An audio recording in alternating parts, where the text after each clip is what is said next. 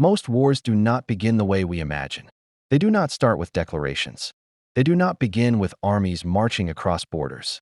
Instead, they begin quietly. A covert operation here, a cyber intrusion there, an intelligence report that raises more questions than answers. There are moments in history when the world changes slowly, and then there are moments when it changes all at once. For years, the Middle East existed in a tense but carefully maintained equilibrium, a geopolitical chessboard where every move was calculated, every signal analyzed, and every confrontation carefully contained. Iran expanded its influence across the region. Israel strengthened its military doctrine of preemptive defense. The United States maintained a delicate balance between deterrence and diplomacy. For decades, these forces operated in a shadow conflict. Cyber attacks, covert operations, proxy battles, and intelligence wars fought far from public view. But history has a dangerous pattern. Shadow wars rarely remain shadows forever.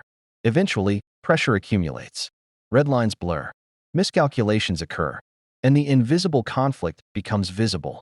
In 2026, that moment arrived. A sudden escalation involving Iran, Israel, and the United States shattered the fragile stability of the Middle East and sent shockwaves across the global order. What triggered this collision between some of the most powerful military forces on Earth? And how did a conflict decades in the making erupt so suddenly? Welcome to Twisted Chapter, where we explore the hidden forces shaping the most critical moments in global history. Tonight, we unravel the war nobody saw coming. Before we continue, take a moment to subscribe to Twisted Chapter for more intelligent explorations of the world's most complex and untold events. Chapter 1. The Illusion of Stability. For years, the Middle East existed in a fragile equilibrium, a tense balance that looked stable on the surface but concealed profound instability beneath. It was not peace. Peace implies trust, cooperation, and the absence of existential fear. This was something different. It was a strategic stalemate, a geopolitical chessboard where every move was calculated, delayed, and sometimes deliberately hidden. Governments issued diplomatic statements filled with careful language. Military officials spoke of deterrence and regional security. International observers described the situation as contained, but containment can be deceptive. Behind the scenes, the region functioned less like a peaceful neighborhood and more like a room filled with armed rivals standing inches apart, each convinced the other might strike first. Advanced satellites silently orbited above the Earth, photographing missile sites and military bases. Signals intelligence agencies intercepted encrypted communications moving through fiber optic cables and military networks. Cyber units from multiple nations probed each other's digital infrastructure, searching for vulnerabilities that could cripple an enemy at the decisive moment. Every government involved understood a simple truth. The next war in the Middle East would not begin with a declaration.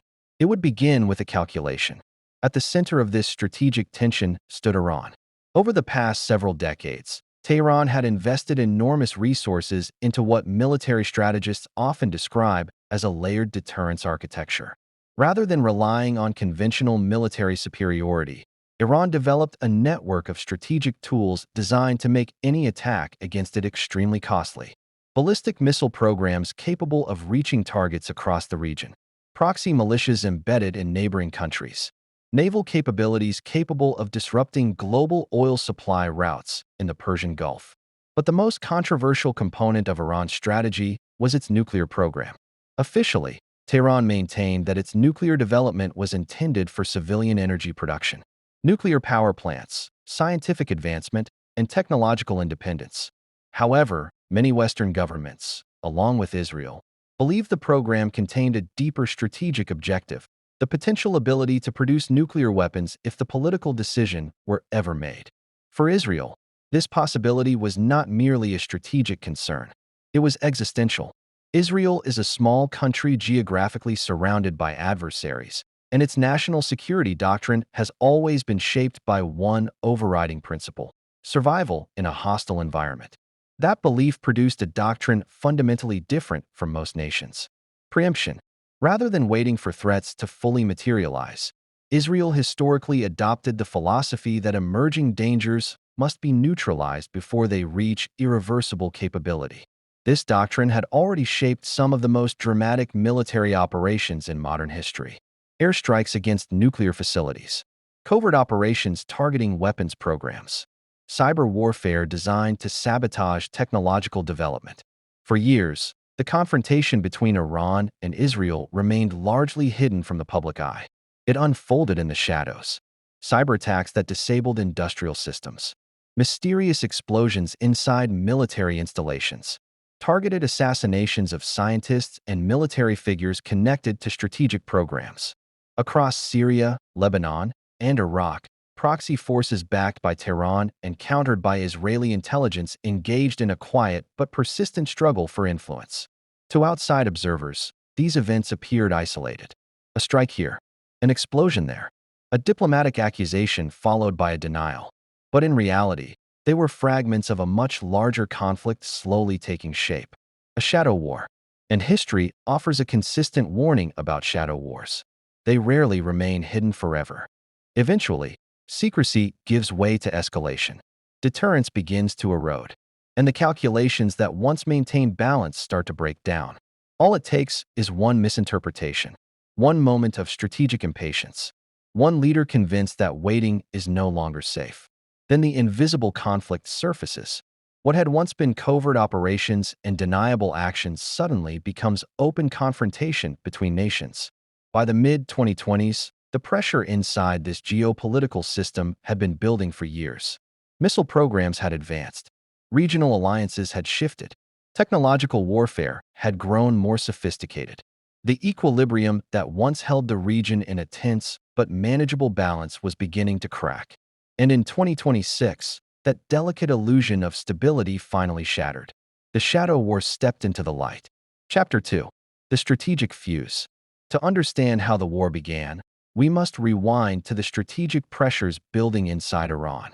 The country had endured years of economic sanctions, international isolation, and domestic unrest. Mass protests erupted across more than 100 Iranian cities, driven by economic collapse and political dissatisfaction. At the same time, Iran continued expanding its missile arsenal and regional influence. To Israel and Washington, this created a growing strategic nightmare. Imagine a regional power that possesses advanced ballistic missiles, vast proxy militias across the Middle East, and potentially nuclear capability. For Israeli security planners, the conclusion was unavoidable. Waiting was no longer an option. Diplomatic attempts to revive nuclear agreements had stalled. Trust between Iran and the West had effectively evaporated. By early 2026, intelligence agencies began detecting signals that Iranian military capabilities were accelerating faster than expected.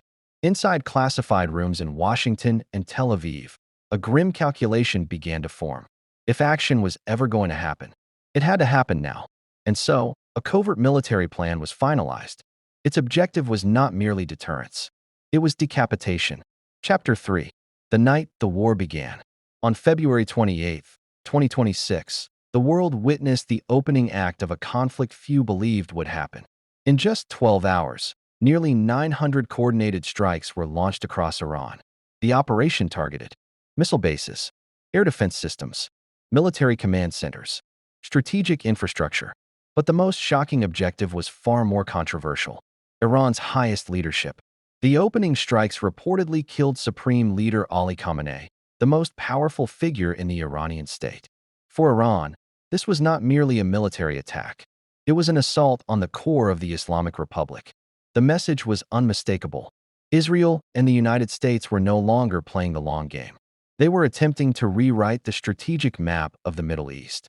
But history has a way of punishing bold gambles. Because Iran was never going to remain silent. Within hours, retaliation began. Missiles, drones, and the beginning of a regional crisis that could spiral far beyond control. Chapter 4. The Retaliation. Iran's response was swift and furious. Hundreds of missiles and drones were launched toward Israeli territory and American military bases across the region. Air defenses lit up the skies. Iron Dome interceptors streaked across the night. But no defensive system is perfect. Some missiles broke through. Explosions shook cities. Military installations went on maximum alert. Yet the battlefield extended far beyond physical warfare. Cyber warfare erupted simultaneously. Israeli and American cyber units disrupted Iranian command networks before the airstrikes began. Iranian hackers retaliated with digital attacks targeting infrastructure and financial institutions across multiple countries. Suddenly, the war existed everywhere. In the sky, in computer networks, in intelligence systems. But the most dangerous escalation was still unfolding. Because Iran controlled one of the most critical choke points in the global economy, the Strait of Hormuz. Chapter 5. The Global Shockwave. Roughly one-fifth of the world's oil supply passes through the Strait of Hormuz. When Iran began threatening shipping routes, global markets reacted instantly. Oil prices surged. Shipping routes were disrupted. Commercial tankers hesitated to enter the region. What began as a regional military confrontation was rapidly transforming into a global economic crisis. Airspace across parts of the Middle East closed. Hundreds of flights were canceled. Foreign governments rushed to evacuate their citizens. The geopolitical consequences spread across continents. Europe worried about energy shortages. Asian economies feared supply disruptions. Global markets entered a state of volatility. In modern geopolitics, wars are no longer isolated events. They are systemic shocks. A missile fired in the Middle East can influence fuel prices in Europe, stock markets in Asia, and political decisions in Washington.